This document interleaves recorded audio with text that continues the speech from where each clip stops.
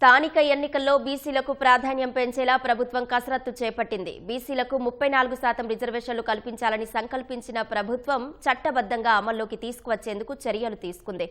Retired IAS అధికారి రాజీవ్ రంజన్ మిశ్రా నేతృత్వంలో dedicated commission నియమించింది. బీసీల జనాభా సహా వెనకబాటుతనాన్ని గుర్తించి చట్టబద్ధంగా రిజర్వేషన్లను ఖరారు చేసే బాధ్యతను కమిషన్కు ప్రభుత్వం అప్పగించింది.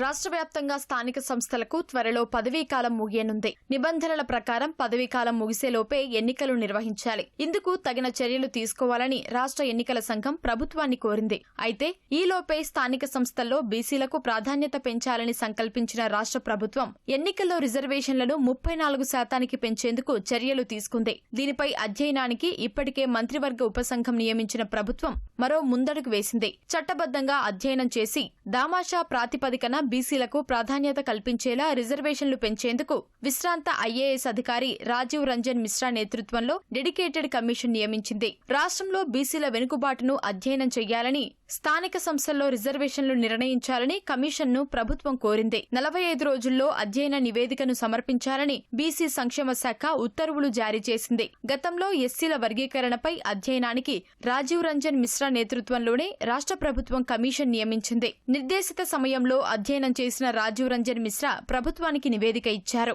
పారదర్శకంగా, వివాదరహితంగా అధ్యయనం చేస్తారని పేరొందిన రాజీవ్ రంజన్ మిశ్రాకే బీసీల రిజర్వేషన్ల ఖరారు కోసం అధ్యయన బాధ్యతలను ప్రభుత్వం అప్పగించింది. ప్రస్తుతం వివిధ వర్గాల జనాభా గణన కోసం సమగ్ర కుటుంబ సర్వేను రాష్ట్ర ప్రభుత్వం చేపట్టింది.